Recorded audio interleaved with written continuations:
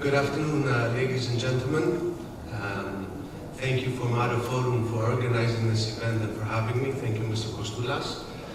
So, I know we all have heavy stomachs, so I'll try and make it sweet and short. Before I begin, for those of you that don't know GMS, we are basically cash buyers for vessels and offshore assets. We buy ships globally, worldwide, as is basis and on a delivered basis. The company started in 1992 by CEO and founder Dr. Sharma from the US. And he started buying Navy ships, Russian Navy ships and US Navy ships. And now, today, we are the largest cash buyers in the world. We have done around 3,500 deals in total. So, today's agenda, I'll be discussing about ship recycling volumes, residual values, regulations in ship recycling, and I will discuss about responsible ship recycling and the GMS responsible ship recycling program. So, in terms of ship recycling volumes,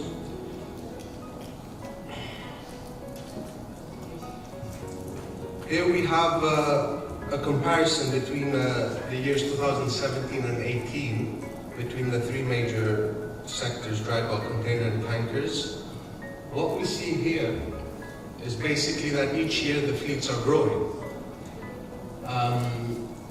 If we take dry bulk, we had less new building deliveries in 2018 compared to 2017. And we saw, because there was a relatively decent market, at least the head was above water in bulkers last year, only about 4.5 million deadweight of ships were recycled compared to the 28.4 million deadweight that hit the water. If we take the containers, we have again a growth in the container market with only 1.3 million hitting the water and only 120,000 TEU being recycled, only 6,000 vessels. Tanker market, which was, I think it's safe to say that it was a disaster last year. Around 29 million deadweight of vessels hit the water, and 21.1 million was recycled. We were very active in tankers last year. Around 40 VLCCs got recycled.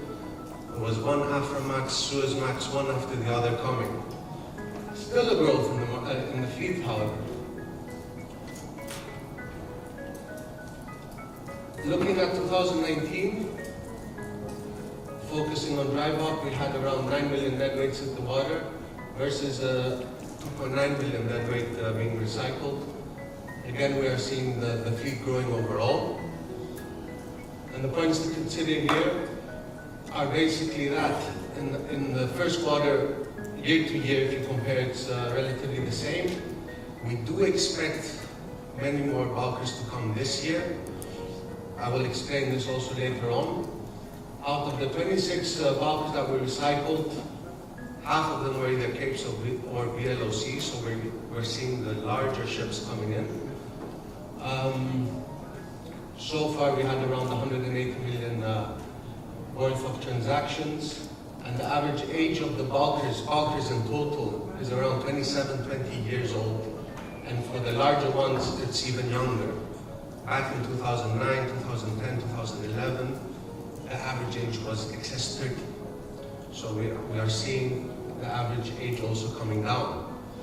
Now, what do we see here? We see a graph with the average BBI, which has come off significantly since last year, and the average age of a recycled bulker.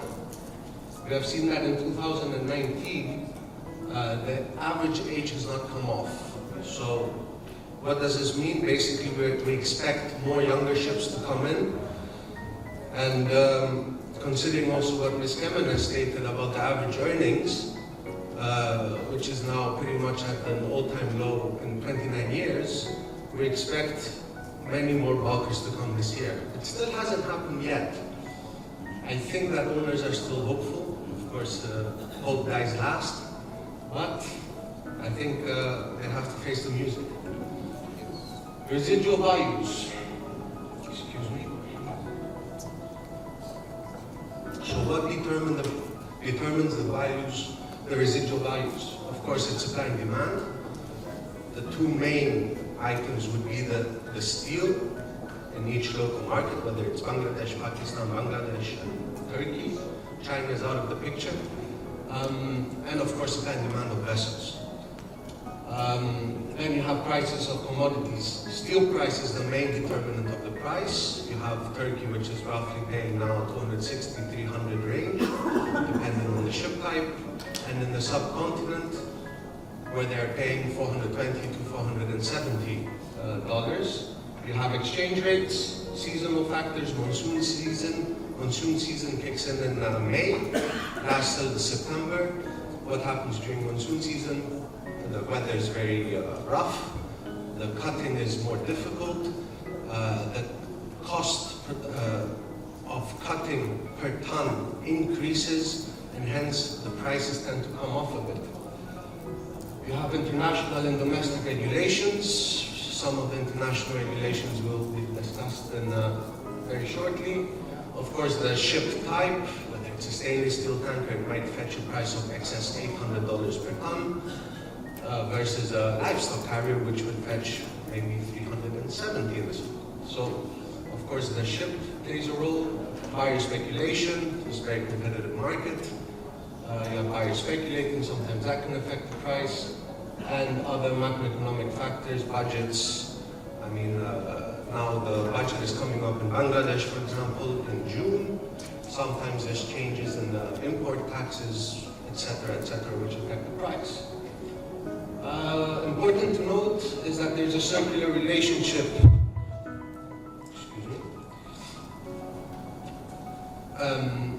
with the freight and new building markets. So what does that mean? Basically, you have no scrap, supply comes off, freight prices improve, new building prices improve. So you have this circular relationship. Regulations. We've been discussing a lot about regulations 2020. Some are in belief that it's a bit bizarre. The same thing is happening here in the recycling front. So the new EU ship recycling regulation, it came into force January 1st, 2019. What does this imply? Basically, any vessel that has an EU flag needs to be recycled in an EU-approved yard. Currently, there's 23 yards in the EU, 2 yards from Turkey. Just to note, of course, more have applied, but we're waiting for them to get the approvals from the EU. And 1 yard in the US. So in 4 months, who can take a guess how many EU flagged ships have gone for recycling as per the EU regulation? Can anyone take a guess? 1. So there are practical issues here. No subcontinent yards are included in the list yet so far. They have applied. Bear in mind that the subcontinent does around more than 80% of the ship recycling activity. The residual values is a problem here because they will drop significantly, and you have major capacity issues. You cannot expect the 2 yards in Turkey to absorb more than maybe 2 or 3 ships at a time. So that is a big concern. Now, coming to the commercial implications. Currently, Turkish yards, as I said, are paying around 250 to 300. India is in the 400s. If we take the VLCC example, 40,000 lightweight, big ship. In the Indian subcontinent, an owner would get around 18 million. In Turkey, it would be around excess 11 million. And if it were to go to EU yard, aside from Turkey, it would fetch around 4 million, which is 22.2% of the value that it would fetch in the subcontinent. Obviously, any owner would not opt for such an option. He would probably look to change the flag and recycle. Then you have the Basel Convention. So basically all non-EU flagged ships departing from EU ports will fall under the Basel Convention, with the ban amendment being applicable. What does this mean? Any ship, non-EU flagged, it needs to be recycled in an OECD country. So the most logical option is Turkey. It's not that complicated, but it's very time-consuming and costly to do this. And the only option would be to go to Turkey, because most of the EU yards cannot even take a vessel. Those that can take very small vessels, and in most of the cases, they would have to, you would have to pay them to take the vessel. So obviously, not a good solution. Coming to the Hong Kong Convention. This was adopted in 2009. And basically it adopted the guidelines to ensure the design, construction, operation, and preparation of ships so as to facilitate safe and environmentally sound recycling. The day-to-day operation of ship recycling facilities in a safe and environmentally sound manner.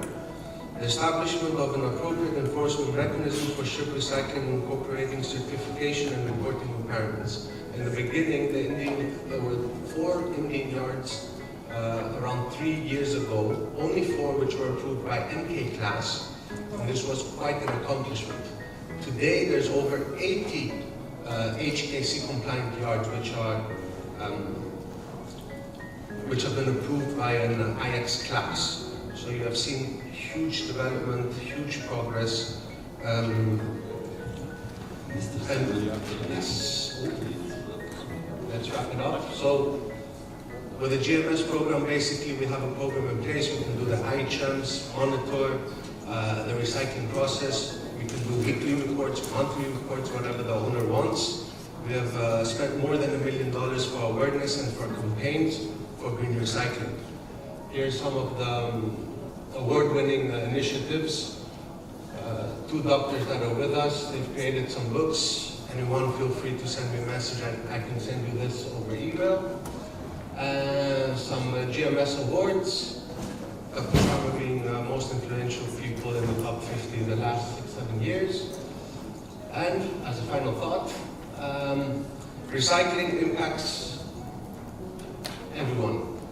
Capital providers, ship owners, charterers, ship managers, class societies, new building and repair yards. Back in the day, we were considered the undertakers of the shipping industry. Obviously, this perception has changed. We're here, we play a vital role in the shipping community as a whole. There's financial risks involved, social risks, political risks, headline risks, intellectual risks, personal risks. So my message to all of you is get involved, understand the real facts, be proactive, and of course contact us if you need any sort of consultation. And to Mr. Finn, I'm here with open arms. Bring the ships to Papa. So thank you very much.